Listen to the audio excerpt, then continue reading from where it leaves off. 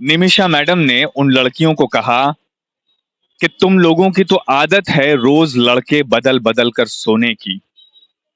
अपना बयान बदल दो। मीडिया से और वकील से मत मिलना। अगर मिलोगी तो अफवाह फैलाकर तुम्हें बदनाम कर देंगे। नमस्कार, मैं अनुज श्रीवास्तव, आप देख रहे हैं सीजी बास्केट समाचार। अभी हम जहां खड़े हैं ये सरकंडा थाना क्षेत्र का इलाका है और ये ऑफिस है नगर पुलिस अधीक्षक का। नगर पुलिस अधीक्षक यानी सीएसपी। सरकंडा क्षेत्र में सीएसपी हैं निमिषा पांडे मैडम। जनवरी 2021, 17 जनवरी 2021 को इसी थाना क्षेत्र में पड़ने वाले एक सरकारी महिला आश्रय गृह उज्ज्वला गृह से 3 लड़कियां जैसे तैसे अपनी जान बचाकर सरकंडा थाने आईं। उन्होंने पुलिस को ये बात बताई और अपनी शिकायत की कि उज्ज्वला गृह में उनके साथ बलात्कार हुआ है। उज्ज्वला गृह के संचालक ने उनके साथ बलात्कार किया है। वहां की 2 और स्टाफ, महिला स्टाफ का नाम लेकर उन्होंने ये बात कही कि वो स्टाफ इन्हें निर्वस्त्र करके पीटता था। इनके खाने में नशीली दवाएं मिलाई जाती थीं। संस्था के अंदर बाहर से लड़के बुलाए जाते थे। संस्था में रह रही लड़कियों को जबरदस्ती शारीरिक संबंध बनाने पर मजबूर किया जाता था। परिवार से मिलने नहीं दिया जाता था। ये सारी बात पुलिस, सरकंडा पुलिस को उन तीनों लड़कियों ने 17 जनवरी 2021 को बताई। फिलहाल ये मामला कोर्ट में है। एक आरोपी संस्था का संचालक जितेंद्र मौर्य पुलिस की हिरासत में है और 2 आरोपी घटना के तकरीबन 7 महीने बाद अब भी पुलिस की गिरफ्त से बाहर हैं। ये मामला कोर्ट में है और कोर्ट अपना काम अच्छे से कर रही है। आज हम बात कर रहे हैं इतने गंभीर मामले पर सरकंडा पुलिस और सीएसपी मैडम की उदासीन और बेहद गैर जिम्मेदार बातों पर, उनके गैर जिम्मेदार रवैये पर। तीनों महिलाएं, तीनों लड़कियां जो उज्ज्वला गृह से अपनी जान बचाकर भागी और सरकंडा थाने आई, उन्होंने सीएसपी मैडम पर कुछ बेहद गंभीर आरोप लगाए। उन्होंने, लड़कियों ने ये कहा कि इतने गंभीर मामले में जब वो अपना बयान दे रही थीं, तब सीएसपी मैडम ने उन्हें बयान बदलने पर मजबूर किया। उन्हें डराया और कहा कि अपना बयान बदल दो। साथ में ये कुछ बातें भी कहीं जो लड़कियों के रिकॉर्डेड बयान में हमारे पास वीडियो है। उसके हिसाब से निमिषा मैडम ने उन लड़कियों को कहा कि तुम लोगों की तो आदत है रोज लड़के बदल बदल कर सोने की। अपना बयान बदल दो। मीडिया से और वकील से मत मिलना। अगर मिलोगी तो अफवाह फैलाकर तुम्हें बदनाम कर देंगे। ये उन लड़कियों का आरोप है कि सीएसपी निमिषा पांडे मैडम ने उनसे ये बातें कहीं और जबरदस्ती उनको बयान बदलने पर मजबूर किया। आपको उस दिन रात को तकरीबन 9-10 बजे के करीब वो लड़कियां भागकर थाने आईं। उसके पहले दिन में क्या क्या हुआ वो बताते हैं। आपको पहले एक छोटा सा ये बता दें कि उज्ज्वला गृह सरकार की एक योजना है जिसमें महिलाओं के शेल्टर होम की तरह एक गृह चलाया जाता है, जिसमें किसी भी तरह से पीड़ित महिलाओं को वहां रखा जाता है और उनकी पूरी देखभाल की जाती है। ये योजना है, पर ये योजना सिर्फ कागजों में उतने अच्छे से काम करती है और जमीन पर क्या हालत है और पुलिस कैसे उदासीन है ये आपको बताएं। उन 3 लड़कियों में से एक के परिवार वालों ने हमको ये बताया, मीडिया के सामने ये बयान दिया कि वो लोग जब उज्ज्वला गृह, जो यहां से थोड़ी ही दूरी पर स्थित है, उज्ज्वला गृह गए अपनी बेटी को लेने के लिए, तो उज्ज्वला गृह के संचालकों ने उनसे मिलने नहीं दिया। उसी दौरान उन्होंने देखा कि वो 2 या 3 मंजिला इमारत है, वहां से लड़कियां आवाज लगा रही हैं, बचाओ। बहुत सारी बातें वो कह रही हैं कि यहाँ हमारे साथ गलत काम किया जाता है, हमारे साथ मारपीट की जाती है, हमारा बलात्कार किया जाता है। ये सारी बातें वो लोग खिड़कियों से वो लड़कियां कह रही थीं। अब आप सोचिए कि उस परिवार के लिए वो समय कैसा रहा होगा, जिसमें एक बाप भी है और एक पति भी है। वो दोनों सरकारी शेल्टर होम पहुंचे हैं अपनी बेटी को और अपनी पत्नी को लेने के लिए, और वहां जाकर वो क्या देखते हैं कि उनकी बेटी और उसकी पत्नी ये आवाज लगा रही है कि यहाँ पर लड़कियों का बलात्कार होता है, मुझे बचा लो, आज मेरी बारी है। ये सब उन लड़कियों ने कहा। आप समझ सकते हैं कि उस पिता के और उस पति के दिल में क्या बीती होगी। लेकिन फिर भी सीधी सादी उस सीधे साधे परिवार के उन लोगों ने बिना वहां हंगामा किए ये बात तय की कि वो पुलिस स्टेशन जाएंगे और पुलिस को सारी बात बताएंगे, तो पुलिस हमारी मदद करेगी। 17 जनवरी की सुबह तकरीबन 10 से 11 बजे के बीच वो परिवार सरकंडा थाने आया। सरकंडा थाने में उन्होंने पूरी बात बताई और ये गुजारिश की कि साहब आप चलिए, हमारी लड़कियों को, हमारी बेटी को बचा लीजिए, उसके साथ वहां ऐसी ऐसी चीजें हो रही हैं। आपको जानकर हैरानी होगी कि सरकंडा पुलिस ने उनको ये जवाब दिया कि इस मामले में हम कुछ नहीं कर सकते। उनका भर्ती करने का तरीका अलग है, उसमें हमारा कोई हस्तक्षेप नहीं है। ये बात सरकंडा पुलिस ने परिवार को कही, ये रिकॉर्डेड बयान है, वो भी हम आपको वीडियो थोड़ी देर में दिखाएंगे। लड़की के पति ने बताया कि वो दिन भर सुबह 10-11 बजे से लेकर पूरी शाम तक तकरीबन 8 बजे तक वो लोग थाने के चक्कर लगाते रहे, गिड़गिड़ाते रहे कि साहब हमारी मदद कीजिए, हमारी बेटियों को, हमारी पत्नी को बचा लीजिए। लेकिन सरकंडा पुलिस ने बड़ी बेशर्मी के साथ कोई कदम नहीं उठाया। जब वो पूरी तरह से निराश हो गए, तब उन्होंने खुद ये तय किया कि हम खुद जाकर अपनी बेटियों को, अपनी बेटी को और अपनी पत्नी को वहां से निकालेंगे। तब परिवार ने कुछ लोगों की मदद ली, कुछ सामाजिक कार्यकर्ताओं को साथ लिया और वो शेल्टर होम गए, उज्ज्वला गृह। वहां से अपनी बच्चियों को निकाल कर लाए और उसके बाद वो थाने पहुंचे। उसके बाद की घटना जानकर आपको और आश्चर्य होगा। जब परिवार ने उन बच्चियों को, परिवार बच्चियों को लेकर के थाने आया, उससे पहले की भी एक घटना है। आपको एक बात बताएं, जब वो परिवार वहां मौजूद था, अपनी बेटियों को लेने गया था, उसके पहले वो थाने आया था, पुलिस ने उनकी मदद नहीं की थी। लेकिन जब वो अपनी बेटियों को छुड़ाने के लिए वहां पहुंचे, उज्ज्वला गृह, तब उज्ज्वला गृह के संचालक ने 112 में फोन किया और पुलिस को इत्तला की।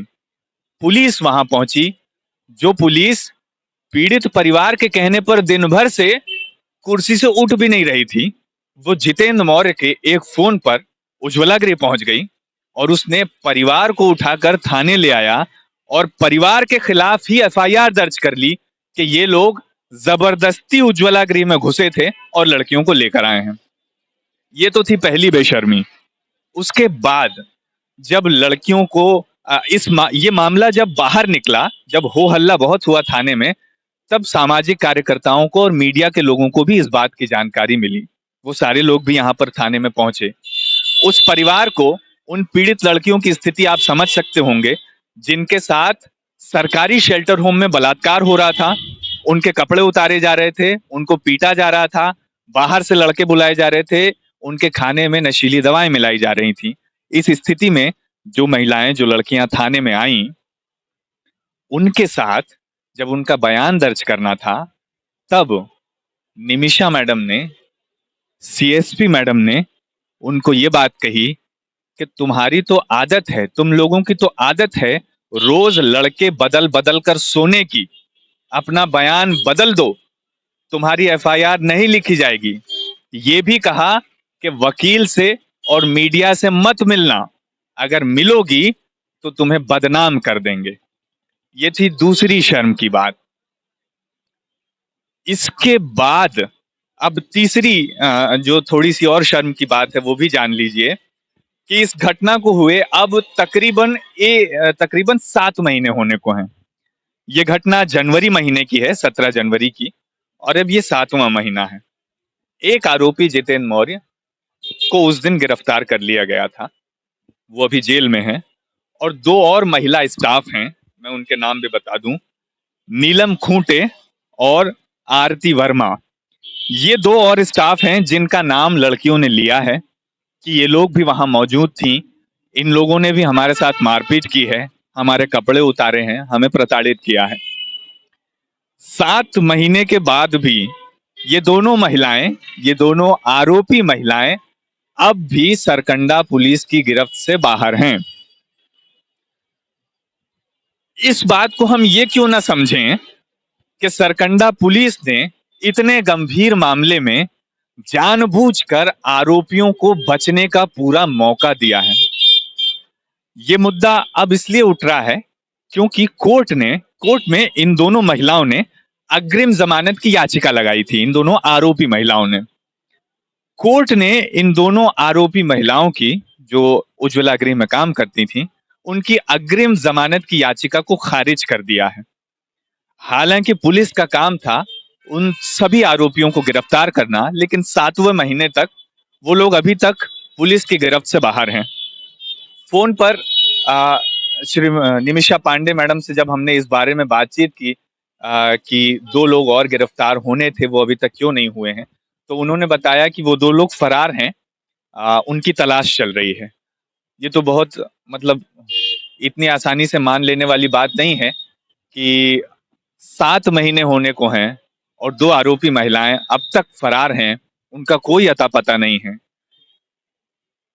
ये इसलिए भी थोड़ी सी न मान सकने वाली बात है कि बिलासपुर पुलिस इतनी भी नाकारा नहीं है कि वो आरोपियों को गिरफ्तार न कर पाए। क्योंकि आपको याद होगा कुछ समय पहले बिलासपुर में ही उसलापुर के पास एक घटना हुई थी, जहां एक सोनार दुकान में, एक सोने की दुकान में कुछ आरोपियों ने बंदूक से हमला किया था। 4 आरोपी थे, वो फरार हो गए थे। तो हमारी ही बिलासपुर पुलिस ने झारखंड जाकर उन आरोपियों को पकड़ा था। इसका मतलब कि हमारे पुलिस में ये क्षमता है कि वो अपराधियों को गिरफ्तार कर सकती है।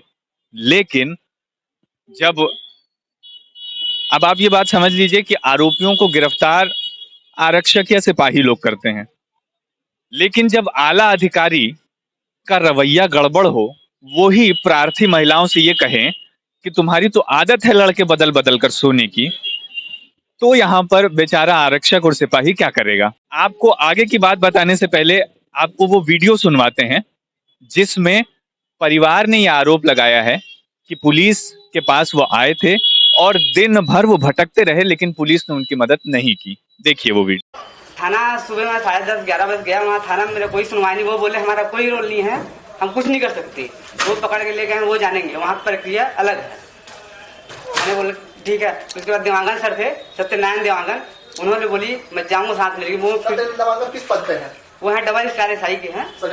हाँ, अधिकारी जाएंगे बोले, वहाँ फिर नहीं गए। वो नहीं गए। हम सुबह से शाम तक थाने के चक्कर लगाते रहे, उधर कोई सुनवाई नहीं हुई हमारी। तो उसके बाद फिर 112 का फोन किए, 112 का फोन किए। वो क्या मौर्य जी, क्या उनका जितन मौर्य, वो 112 का फोन किए। 112 आया, उसके बाद टीआई सर आए। टीआई सर फिर थाने चले गए, थाने गए। थाने में हमको 3 बजे तक वहाँ रखा गया। रात के 3 बजे तक? हाँ, रात 3 बजे तक रखा गया। और उल्टा हमारे ऊपर केस बना दिया गया है कि ऐसा कि वहाँ तुम घुस के जबरदस्ती लेके आए हो। उसके बाद हम लोग थाना आए। फिर क्या हुआ? तो थाना आए तो हम लोग कुछ नहीं कर सकते भाई, वहाँ का। हाँ, तो मैं बोला सर ऐसा बात है, हमको तो अंदर जाने नहीं दिया, आप लोग कुछ तो पता करो। वहाँ की लड़की लोग ना ऊपर से हमको कुछ संकेत कर रहे हैं, हमको मत जाने देना, आप ही लोग जाके थोड़ा देख लो। अब दूसरा वीडियो देखिए। ये वीडियो उस पीड़ित लड़की का है जिसका उज्ज्वला गृह में बलात्कार हुआ है। ये लड़की साफ साफ ये बात कर रही है कि जब सरकंडा थाने में निमिषा पांडे मैडम उनका बयान ले रही थी, तो निमिषा पांडे मैडम ने उन्हें बयान बदलने के लिए कहा, और जो बात हम कह रहे थे वो भी उन्होंने कही। आइए देखते हैं वो वीडियो। उनके फैमिली वाले आए ना, हम लोग को बचाए ऊपर, तो हम लोग सरकंडा थाना गए। तो सरकंडा थाना वाली मैडम बोली वहाँ की कि रिपोर्ट चेंज कर दे, हम लोग नहीं लिखेंगे रिपोर्ट ना। हम लोग को वहाँ की मैडम थी। कौन मैडम? बड़ी मैडम थी, नहीं पता नाम। निमिषा पांडे? हाँ, वो जो बाद में जो आई थी रात को। हाँ, वो बोले आपको बयान बताने के लिए दबाव डाला। हाँ, क्या बोला उन्होंने? वो बोले कि तुम लोग को तो आदत ही है कि रोज अलग अलग लड़के बदल के सोते हो, मैं कैसे मान लूँ, ऐसा बोल के बोले। निमिषा पांडे ने बोला है? हाँ, कि आप वहाँ रहते थे तो वहाँ से लड़की कहाँ से आएंगे जो ऐसा मैडम बोल रही है?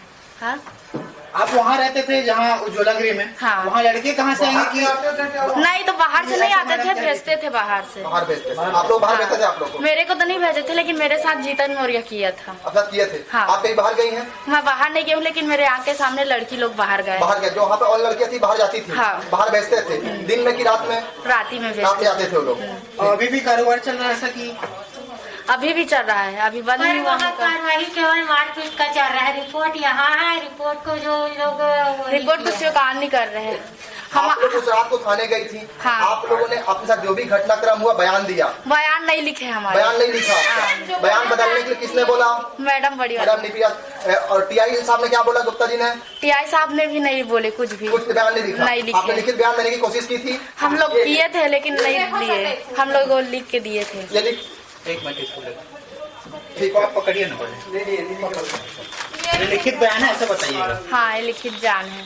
ये लिखित बयान आप लोगों ने नहीं लिया उसमें? नहीं लिया। आपने अपने बयान में क्या बोला था? हमने अपने बयान में बोला था कि जितेंद्र मौर्य हमारे साथ गलत किए हैं बोल के। ठीक है। तो मैडम बोली कि हम आप लोग का रिपोर्ट नहीं लिखेंगे। ये मैडम बोली थी? हाँ। और बोले मीडिया वाले से मत मिलना, ना ऑफिस से मत मिलना बोले थे। अच्छा, मीडिया और ना अगर तुम लोग मिलोगे ना तो तुम्हारे बारे से अफवाह फैलाएंगे, हम लोग ऐसे बोले थे। कॉल गर्ल के नाम ये से। कौन बोला ये? वही बड़ी मैडम बोली। मैडम। हाँ। और क्या क्या बोली थी हमेशा मैडम? और बोली थी, इतना ही बोली थी कि आप दोबारा आओगे ना तो हम लोग रिपोर्ट नहीं लिखेंगे। और जबरदस्ती इनका हस्बैंड का नाम से रिपोर्ट आ गया है कि तुम लोग जबरदस्ती फंसा रहे हो जितेंद्र मौर्य। आरोपियों की तरफ जो थोड़ी बहुत कार्रवाई हुई वो इस दबाव से हुई कि लड़कियों ने ये फैसला किया कि वो खुलकर सारी बातें बताएंगी और प्रेस से मदद मांगेंगी। तब उन्होंने press club, Bilaspur press club में एक प्रेस कॉन्फ्रेंस आयोजित की और वहां सारे पत्रकार साथियों को ये बात बताई कि उनके साथ क्या क्या हुआ, शेल्टर होम में क्या हुआ, पुलिस ने क्या किया, निमिषा मैडम ने क्या किया, क्या बोला। वो सारी बात उन लड़कियों ने और परिवार ने मीडिया के सामने बताई। जब मामला उछला तब मजबूरी में थोड़ी बहुत कार्रवाई करनी पड़ी, लेकिन बहुत शर्म की बात है कि जब लड़कियां खुद निकल कर आईं तो मैडम ने उनकी कोई मदद नहीं की, उल्टा उन्हें बयान बदलने के लिए धमकाया, डराया। ये सब जानने के बाद लिखित में पुलिस के आला अधिकारियों को ये भी निवेदन किया गया लड़कियों की तरफ से कि जब निमिषा पांडे मैडम हमें बयान बदलने के लिए धमका रही हैं, हमें ये कह रही हैं कि तुम्हें तो आदत है लड़के बदल बदल कर सोने की, तो हमें ऐसा लगता है कि ये जांच निमिषा पांडे मैडम के रहते हुए ठीक से नहीं हो पाएगी, साक्ष्यों को प्रभावित किया जाएगा। तो उन्होंने लिखित में एक आवेदन दिया कि इस मामले के निपटारा होते तक सीएसपी निमिषा पांडे मैडम को यहां से हटाया जाए ताकि जांच प्रभावित न हो। लेकिन वो भी अभी तक नहीं हुआ है।